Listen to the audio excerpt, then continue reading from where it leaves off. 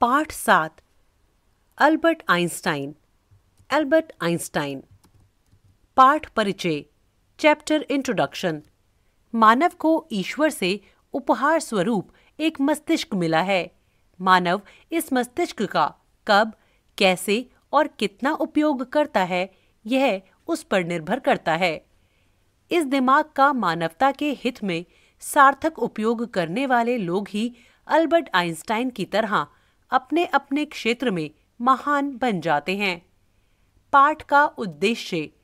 Chapter objective.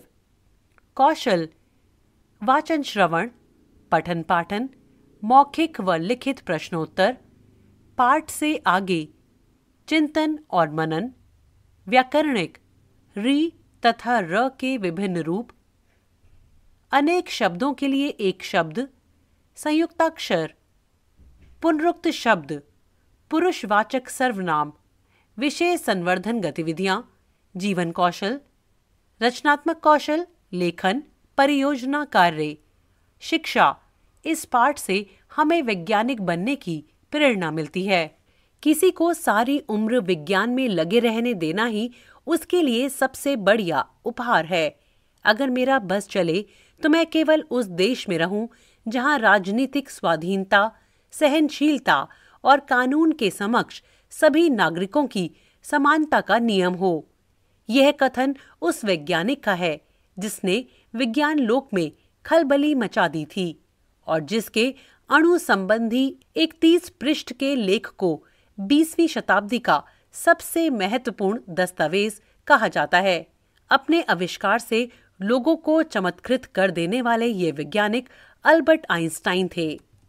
महान वैज्ञानिक Albert Einstein का जन्म जर्मनी के उल्म नामक नगर में 14 मार्च 1879 को एक गरीब यहूदी परिवार में हुआ था। उनके पिता हरमान आइंस्टाइन की आमदनी इतनी न थी कि वह अपनी पत्नी पॉलीन, पुत्र अल्बर्ट और पुत्री माजा का जीवन निर्वाह अच्छी तरह कर सके। अल्बर्ट में कोई विशेष योग्यता भी दिखाई नहीं देती थी। उन्हें बोलना भी देर से आया। माँ बाप घबरा गए कि कहीं वह गूंगे ही ना हो। 8-9 साल के हो जाने पर भी वह इतने शर्मीले थे कि सबसे अलग रहते थे। हर बात में हिचकते, कोई भी नया काम हाथ में लेने से सकुचाते, संगी साथियों से दूर रहते। कुछ लोग तो उन्हें फिसड्डी भी कहते थे। जब अल्बर्ट स्कूल में पढ़ते थे तो उनके परिवार को म्यूनिक जाना पड़ा। उन दिनों जर्मनी में बिस्मार्क का राज था। पूरा देश फौजी चौकी बना हुआ था। स्कूलों में भी फौजी शासन का वातावरण छाया रहता था। इसलिए स्कूल का नाम सुनते ही अल्बर्ट डर जाते। बुढ़ापे तक वह यही करते रहे।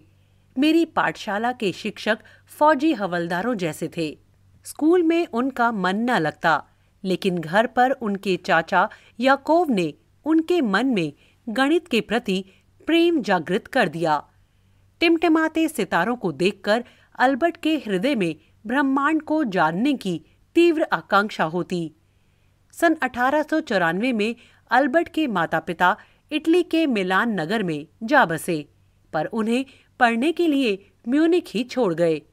बाद में जब वह भी इटली गए तो बहुत खुश हुए, क्योंकि जर्मनी का सैनिक वातावरण उन्हें बिल्कुल पसंद न था। वहां से वे स्विट्जरलैंड आ गए। स्विट्जरलैंड का वातावरण उन्हें इतना पसंद आया कि उन्होंने जर्मन नागरिकता छोड़कर स्विट्जरलैंड की नागरिकता स्वीकार कर ली। डिग्री तक की शिक्षा पूरी कर लेने के बाद अल्बर्ट ने विवाह कर लिया। उनकी पत्नी का नाम मिलेवा मैरिस था। उनके 2 पुत्र हुए, एल्बर्ट जूनियर और एडवर्ड। उन्हें स्विट्जरलैंड के बर्न नामक शहर के पेटेंट विभाग में नौकरी भी मिल गई।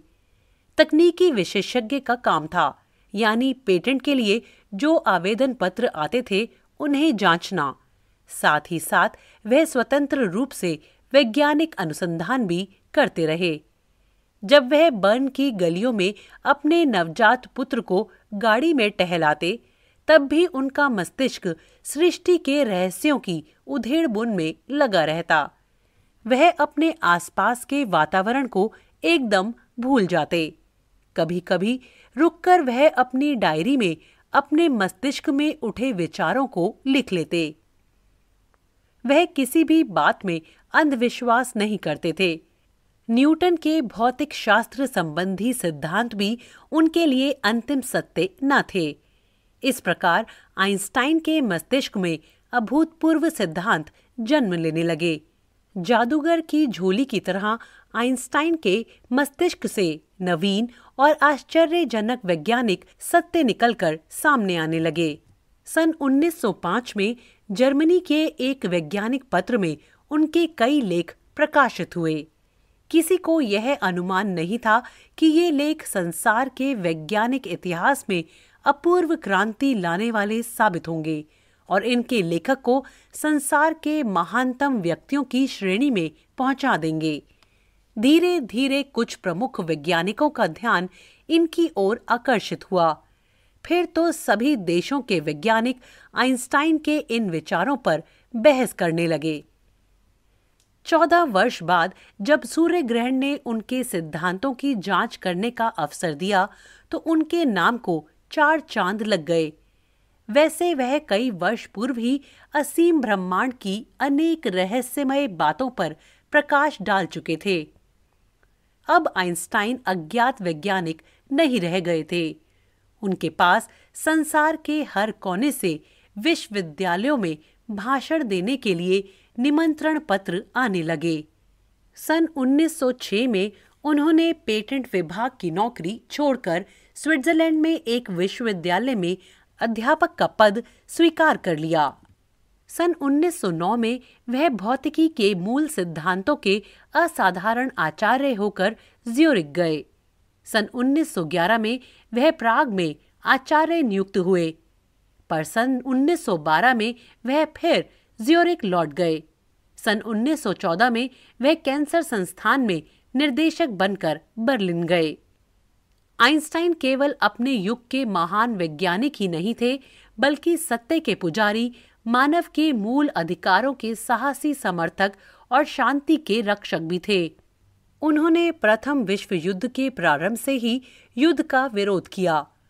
उनकी विश्व प्रसिद्धि के कारण जर्मनी की युद्धप्रिय सरकार उनके खिलाफ कोई कदम उठाने की हिम्मत न कर सकी।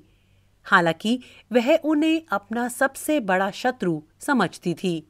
उनके नए वैज्ञानिक कार्यों के लिए उनकी प्रसिद्धि दिन प्रतिदिन बढ़ती जा रही थी। उनके सापेक्षता का सिद्धांत पर हजारों टिप्पणियां प्रकाशित हुईं, फिल्म बनी।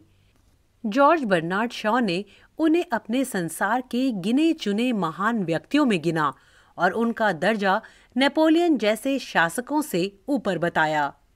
संसार के बड़े बड़े आदमी आइंस्टाइन से भेंट करने को उत्सुक रहते थे।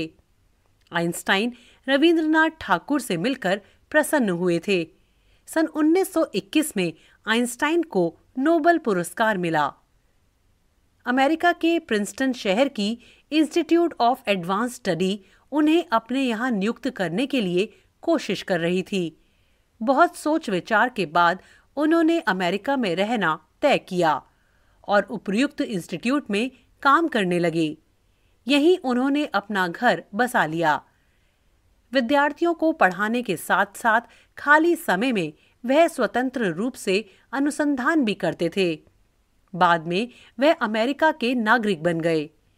जब आइंस्टाइन को मालूम हुआ कि हिटलर की सरकार परमाणु पर परीक्षण कर रही है, तो उन्होंने 2 अगस्त 1939 को राष्ट्रपति रूजवेल्ट को एक पत्र लिखा, जिसमें राष्ट्रपति का ध्यान इस दिशा में आवश्यक कदम उठाने की ओर आकर्षित किया। फिर भी 6 अगस्त 1945 को हिरोशिमा पर अणु बम गिराया गया। आइंस्टाइन ने जब हिरोशिमा पर अणु बम गिराने की खबर सुनी तो वह कराह उठे और बोले, दुनिया इसके लायक नहीं है। इसके बाद आइंस्टाइन परमाणु बमों को गैर कानूनी बना देने के